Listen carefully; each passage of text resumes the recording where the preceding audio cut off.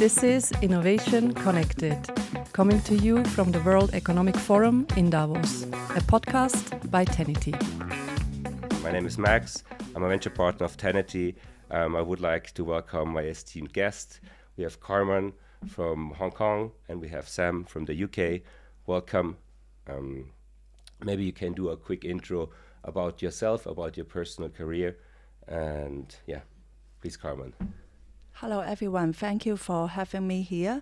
I was a tech entrepreneur. Before that, I actually write column for Computer Magazine. And I run 3 startups, all exit until 2013. I feel it's the right time to start doing investment. And that's why I start my own VC firm and did 9 years of direct early stage investment. And then I feel it's time to move on again. So now I'm building my own family office, more focused on fund investment and asset allocation. Thank you. Thank you, Sam. Welcome. Thank you. It's great to be here, and it's always going to be hard for me to follow Carman, but I'll do my best. I was part of the founding and formation of a private investment firm called Motive Partners, a platform that invests in venture growth and buyout in the financial technology infrastructure space between New York, London, Berlin, and Amsterdam. We grew that business to around 7 billion of AUM, a couple hundred people over the last decade. And I took the very difficult decision recently to step away.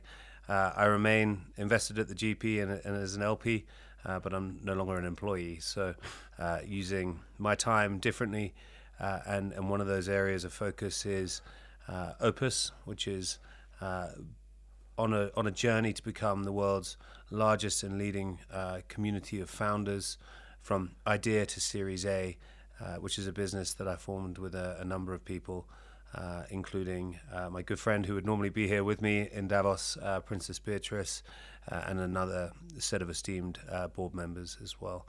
And we're doing this, we're building that community with real intent, and it's based on one very simple premise, that a 15-minute conversation can change anyone's life, and we believe that the peer-to-peer community can unlock a ton of value for founders. Well, yeah, thank you very much. I mean, this is also something, what is happening here, right, at the forum.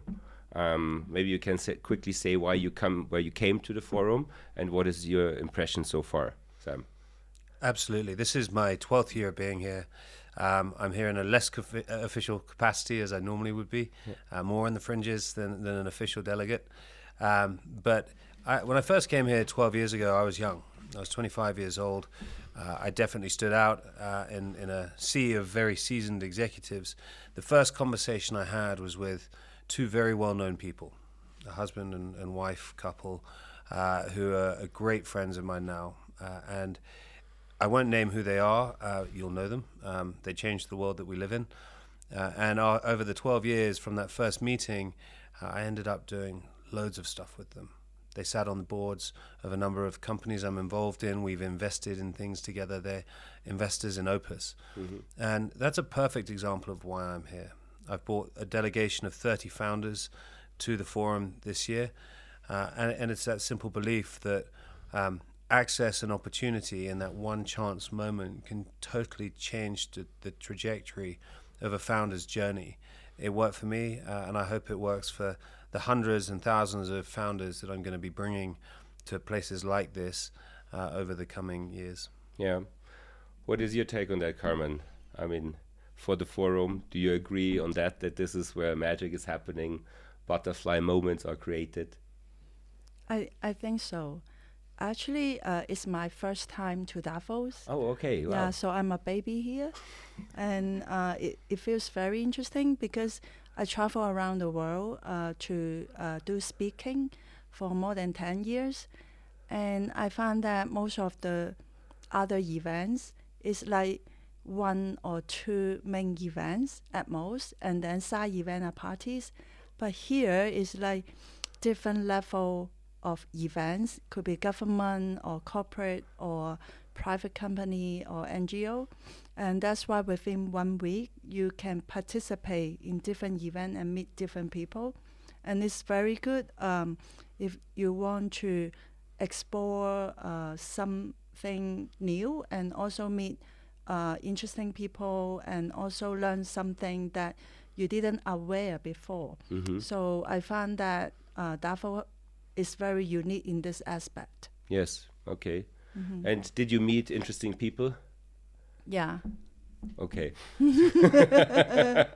Yeah, I guess you don't name them as well as Sam, but this is part of the forum. On the other hand, we wanted to create the podcast series also to give a bit of some insights what is happening here, but also mainly to give, let's say, the audience which is listening to it more ideas what are people discussing here. Because as you said, there's this very, let's say, different people are here and have conversations and maybe change also their opinion. And so what kind of role we talked up front about ecosystems. It's a very big buzzword. Every city or any hub would like to create a vibrant ecosystem. Maybe we quickly start how you see an ecosystem. I mean, you being in the US and also in Asia, and maybe see what kind of value an ecosystem creates and why it's necessary also for investors. So I feel a lot of the country, they want to build an innovation ecosystem within their country. So to have an ecosystem, you need to have different parts that can make the ecosystem auto-run. For example, like in US, you have VC fund, you have secondary fund that can help to have the founder got early exit or employee got potential early exit, and then they can go back to the ecosystem as an investor or angel investor to participate in the innovation of other founders. And so these are the example of ecosystem. And I also found that when you have a mature ecosystem, then people are more clear about their own positioning, and you can cherry pick how you want to position yourself and then add value in the ecosystem. And what kind of ecosystems you experience compared US, Hong Kong? Can you say which one you think is more mature? So I just gave an example about secondary market. So in US, the ecosystem is more mature. So in terms of legal terms, like early stage startup, when they raise a Series A round or before Series A round, there is a very well-established common practice and process. So they can do this like while non-equity round. And also, as I just mentioned, startup who has reached a certain level can have early exit in some way, like secondary exit, and then they can participate in the ecosystem again. Yeah. So I found that other Asia country didn't have that well established. Yeah. Sam, do you see that similar? I mean, you also were in most of these areas active in the past. Yeah, Carman used a word there that ecosystems have to auto-run. And if you think about one of the most successful ecosystems that was ever existed, it's the west coast of America. It's California, it's the Valley. And over the last 40 years, it began with the ERISA policy changes that advocated for institutional investors to have to invest a certain percentage into private companies, private markets. That birthed Kleiner Perkins and the VC environment, and it created the physical Sand Hill Road. Sand Hill Road became an auto-running community. It became self-fulfilling, a virtuous circle, a circle of life, where it invested in entrepreneurs. The entrepreneurs grew to scale. Some failed, some succeeded. The ones that succeeded invested in the next generation and in the funds and started new funds. And the whole thing perpetuated. And what ended up happening over the next 4 decades was some of the greatest technology companies that the planet has ever seen that changed the world that we live in were born. That's an example of an incredible ecosystem. And with OPUS, we're trying to build almost a digital Sand Hill Road. You don't need the physical space any longer to bring together groups of people like that to build something that's self-fulfilling and auto-running. And so my view is, whether that be OPUS or it be Davos or it be other communities, the more communities like this we have, the more ecosystems, small or large, the more output we can potentially create. And although we're trying to mitigate serendipity through technology, or trying to democratize serendipity and opportunity, communities feel magical, but they don't come together by magic. You've got to create them. Yes, that's absolutely. They don't come. It's very difficult that they come together, right? And also they're sometimes imbalanced. So there's a lot of, let's say, things which need to come together. What's your opinion? What is necessary? What's the secret sauce you need to have? Or what do you apply now for building that community? So I use this word consistently with community building. It's intent. You have to build something with intent. So let me give you an example. Someone wants to build a founder community, and they say, hey guys, we're going to get some founders together and we're going to have pizza and beer in Williamsburg or Old Street, Shoreditch in London, or wherever it may be. That fizzles out after 2-3 times, 3-4 months. And the reason for that is it's not built with intent. Okay, so when you build a community, you have to invest in it. You have to build the infrastructure. You have to wrap it with support staff so that those moments of serendipity are manufactured, but they feel authentic. Yeah. And communities need to have that infrastructure typically. Now, some communities exist organically, but they're very hard to build. Yeah. And they happen typically by chance. It's like something going viral. It's hard to manufacture it. So building with intent, investing. I put a huge amount of my personal wealth into building OPUS. We have a team of 16 people. We're launching in 3 cities and 3 continents around the world this year. It requires real money, real time. Now, the participants in the community, they don't always know that. They're not always aware of that, and you can't please them all the time. But that's what it takes, I think, to build something that democratizes opportunity and unlocks potential. What's your take on that, Carman? I want to give an example. So I think during COVID, I found that in US, they always has a very good founder level ecosystem, right? You have founder, you have VC, and then you have LP. And then during COVID, I found there is another ecosystem coming up that they want to nurture the emerging manager, create micro fund. And so at that time, even VC fund, some of the VC fund or endowment fund, they create program for emerging manager. And then some of the VC fund, they will also create these emerging manager happy hour. Although they are VC themselves, but they start to nurture other emerging manager, smaller VC. And so it's a very interesting ecosystem. And turn out some of the more well-established VC also invest these small VC as an LP. So I think this is a very interesting ecosystem that maybe you already have a well-established ecosystem, but then you can also create smaller other ecosystem that can help to have a certain purpose, like in this case, to nurture new VC in the whole ecosystem. Yeah. Do you see difference in Asia, in Europe, and in the United States? I mean, it's a very good example, and I think it would be very good if that works like that everywhere. But I find that so something like that, new idea like that, really start from US, and then when this trend start to take off, US has this accelerator program for emerging GP. Yeah. And this kind of program also start after US started, and then Europe follow. So I've seen some similar accelerator program in Europe targeting emerging GP. Mm-hmm. And so, yeah, it's still like something start from US and then other country, Europe and Asia follow. Do you see such programs in Hong Kong too? Yeah. Yeah? Yeah.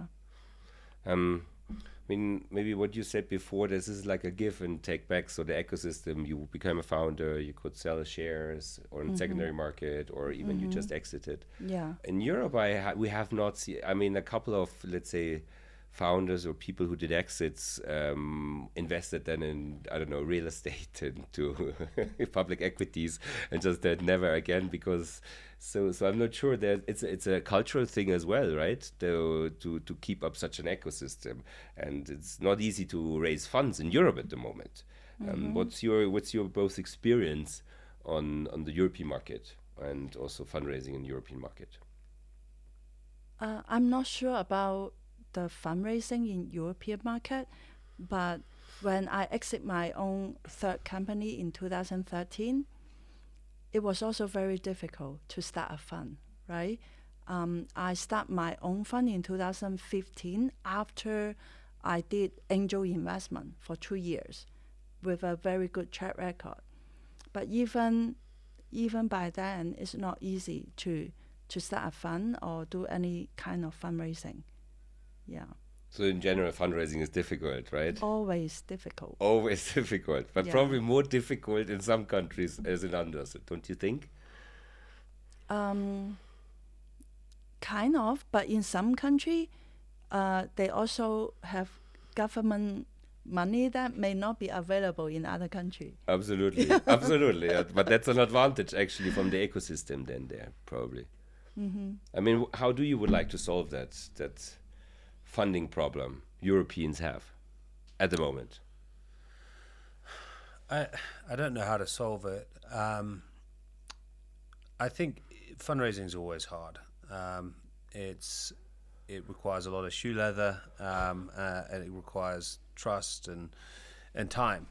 It's all relationship based, and let's not forget, when you invest in a fund, it's not a direct investment that could last 3, 5, 7 years. It's a 12-year relationship typically. And hopefully it's a multi-fund relationship, so it's 12 years plus 12 years plus 12 years out, and so on. The European environment is very different to the US. The US has a much more robust VC culture, I think, and there are many different reasons for it, but firstly, it's one country versus lots of countries that are fragmented and have different cultural nuances and policies and support ecosystems. I think it's also much harder to raise money at the venture level than private equity. Private equity is inherently risk adjusted, and that's the name of the game. So it's very different. I also think there's a real difference in VC versus private equity value creation capabilities. Typically, VC doesn't have the liquidity at the GP level to invest in meaningful value creation capabilities. So that comes in the form of board roles and introductions. VCs aren't actually very good, I don't believe, at creating community. They create community sometimes with drinks and meetups and that sort of thing, but generally that's because they want to find the next deal to do rather than create connectivity for their founders.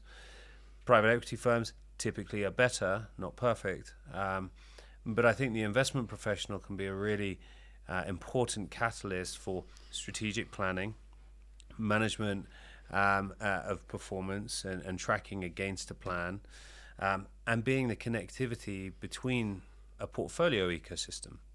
And that's something that's not thought about enough. You know, communities don't have to be external. They can be within the portfolio. There's no one better placed, if you're a portfolio company CEO or founder, than another founder of a similar type of portfolio company to help each other. Similar pipelines, client cross-pollination opportunities, partnership opportunities to create cross-sell, upsell opportunities between the two. All that stuff's done pretty badly across all types of alternative investing. So I think there's going to be, I hope, a real step change in how managers think through value creation and the use of community and ecosystems to build that value. Yeah. I want to share an example to contrast US and Europe and Asia. So I think there is a reason why US has much more innovation going on, because they are really trying to do something to enable the innovation. For example, I mentioned the legal document and the process common practice for investing seed stage startup. So US has gone through a process. They make it simplified so that it's easy and it's standardized to invest in seed stage startup. And if you don't have money, if a startup don't have money to pay the legal fee, they even can just use some free document, like from YC or from 500 startup, some free document that they can provide by their seed investor, and then they can do like a convertible note round instead of an equity round. So before Series A can be super cheap, even free of charge, and then they make it formal during Series A. And law firm also can provide all the service without charging anything yet until you raise Series A round. And so that's what's happening in US. They try to simplify the process to make it easy and founder friendly. While in Europe, what I heard before, I didn't aware, is many countries in Europe, when somebody do an investment, when you sign the agreement, they need to go to somewhere and then have a notary to read the whole document word by word. And I heard it's that. It's a handbrake. It's in Germany, I think. Yeah, Germany. And then I heard it took like more than 1 day. Yeah. Yeah, because it was a long document then. Usually it has 100 pages. Usually for all these investment documents. And and then I see the discussion. Some people think it's okay. It's a protection. So I think it's really, maybe different country has different culture or whatever. Some country think protection are more important. Some country think easy, fast, efficient are more important. And for Hong Kong, I also remember, I think around close to 20 years ago, when I started to invest in startup, at that time, Hong Kong also didn't have a very good ecosystem and don't have know-how. And so the first startup that I invest, they have a law firm that's sponsored by accelerator program to provide legal service to them. Really? And and then when I look at the shareholder agreement, I was so surprised because I already provide them sample what it look like and for them to have reference. But the law firm think that, they need to protect the startup. And so they change the shareholder agreement without telling me. And then they set up something like one shareholder need to nominate one director. But in that seed round, there are more than 20 shareholders. Yeah. Wild. It makes it very complicated. Wow, and Did you invest? No, I didn't sign. And then I find out that I was very busy. I almost didn't look into that detail. But somehow I just found that. Very bad. And I was so surprised. And I told the founder, you have to change that. Otherwise, you wouldn't be able to survive. Yeah. Yeah, and then they go back to educate, tell the law firm why this is not practical. And then they change it, and I sign after that. Okay, so is it now different, you think, or? Yeah, now they learn. Yeah, they learn step by step. But these are just some example when the whole ecosystem is not well established yet. Different people who are in this ecosystem, they don't have the know-how yet, or the whole market didn't have a common practice. Yes. Yeah, so you need to do a lot of education. Or a common interest. Yeah. Come with good intentions. I think it's win-win or win-lose. And in some cultures probably have more win-lose. And then it takes much longer. How do you see current global tensions as a problem for fundraising and also for innovation?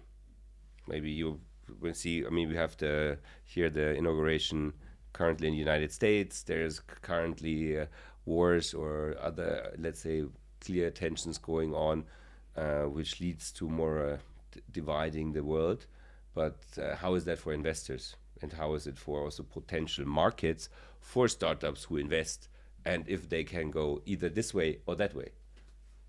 Do you see how do you see that, and how do you manage that in your family office, for instance? Yeah, I think definitely that the whole geopolitical situation make fundraising more complicated, and so in founder level and GP level, both are much more complicated. It's like if you are from a certain country, can you take investor money from another country? Yeah, or it is possible, but how? What will be the structure? Yes. Yeah. So maybe one question, there's a lot of, let's say, people who talk about the Middle East, want to go to the Middle East for fundraising or even want to deploy money there. What's your take on that? I think definitely Middle East is very proactive to nurture their ecosystem. And in terms of fundraising, I think now it's not as easy as before. In the beginning, it's really easy money. They didn't have any condition. But now, because they gain traction already, so they start to implement condition. So if you want to raise money from Middle East, they want you to have whatever you do that related to Middle East. Yeah. Yeah. The impact. Sam, what's your take on that? I think the Middle East is a super exciting place. All of it. There's many regions. Immediately people go to Abu Dhabi in their mind, or Riyadh, or Dubai. But there's many other regions that are interesting and heavy allocators of capital to alternatives businesses. Yeah. But don't turn up with an empty bag expecting to fill it with cash. You got to go, and you got to see it as a lifelong commitment. You have to go to build relationships, and you have to turn up and be differentiated. These guys are spoiled for choice. There's 4,000 or 5,000 GPs a month going through the region. Yeah. That means that any LP that you're seeing has a revolving door of GPs coming through it. And often, for those who've fundraised in the region, you see the other GPs you know in the waiting rooms of the LP's offices. So you have to be differentiated. You have to have earned the right to have the conversation. You have to have superior performance. And you have to be investing for the long term, whether that means setting up in the region or it means going there very frequently over a long period of time. But don't turn up on a trip and expect people to allocate. That's not realistic. No suitcases bankers or suitcase managers anymore. Exactly. So, as a last question, I would like you. What's your biggest takeaway from this year's forum so far? I mean, it's still early days. We're in day 2 now. Yeah. I think it's the energy. There is a step up in energy from last year. I think it's helped by the inauguration yesterday. Whether you like Trump or not, a strong America is good for everyone, typically speaking. And I think people are really enthusiastic about helping each other, growing, and trying to turn around a few years of very tough times. Someone I heard yesterday on the street said, who'd clearly not been here before, this is like Burning Man, but with sweaters. Everyone wants to talk to each other. So, I think the energy, the collaboration, that so far feels like it's going to foster the right environment to do some good. Thank you. Carman, you have a similar experience, or? I also feel that people are more willing to talk to each other. Like when you line up for an event, you can already talk to people around you. Yeah, I met some interesting people. Perfect. So thank you very much for being here. I wish you a very nice further next days and also a safe trip home, and hope to see you very soon, or at least next year here at the forum again. Thank you. And thank you, Carman. Appreciate Thank it. you.